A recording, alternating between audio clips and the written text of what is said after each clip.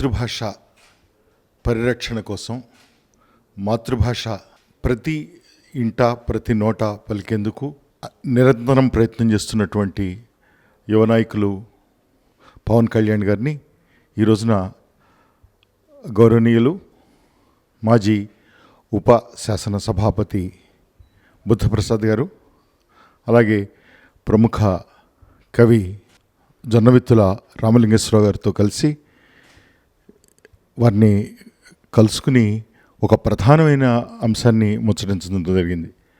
రాజ్యాంగంలో మనకి ఇవాళ వచ్చి 70 సంవత్సరాలైంది. రాజ్యాంగంలో సామాన్యుడి గురించిన మాటలు చాలా ఉన్నాయి. సామాన్యుడు రాజ్యాంగం అనేది తీసుకునేటట్టయితే రాజ్యాంగంలో 2-3 అధికరణాలు చాలా ప్రధానంగా ప్రస్తావనకు వస్తాయి.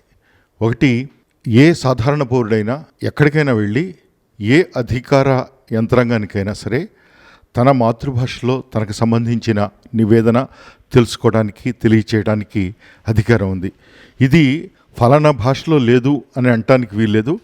భారతదేశంలో ఉన్న అన్ని మాతృభాషల్ని జాతీయ భాషలుగా పరిగణించుకుని ఆ భాషలో వ్యక్తం చేయడానికి స్వాతంత్రం ఇచ్చింది. ఆ రోజునే 70 సంవత్సరాల కిందట భారత ప్రజలైన మనందరం మనకు అంకితం చేసుకున్నటువంటి రాజ్యాంగంలో మనం అలాంటిది దీన్ని పొందుపరుచుకున్నాం.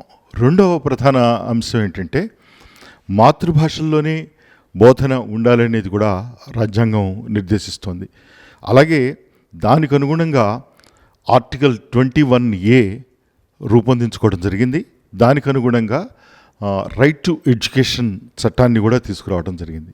వీటన్నిటిలో ప్రముఖంగా ప్రస్తావించింది ఏంటంటే పిల్లలకి స్నేహపూర్వకంగా ఉండాలి, పిల్లలకు అర్థం కావాలి, పిల్లలకు తెలుసుకోవాలి.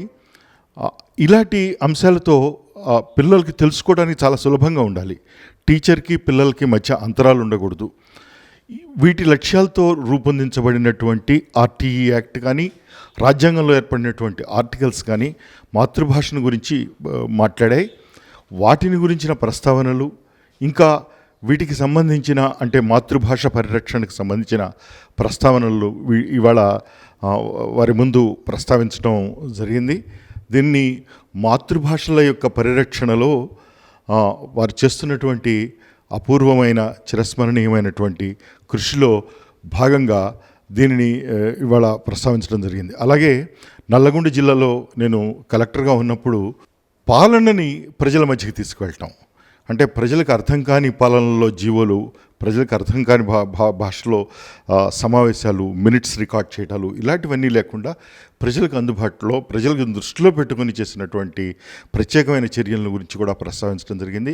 అటు పాలనలో ఇటు బోధనలో ఎలా మనము గుర్తుండిపోయేటటువంటి ఒక ప్రత్యక్షమైన ప్రయత్నాన్ని మనం చేయవచ్చు అన్నదాన్ని స్ఫూర్తిదాయకమైన ఆహ్లాదకరమైన హార్దికమైన చర్చని ఇవాళ చేసుకోవడం జరిగింది.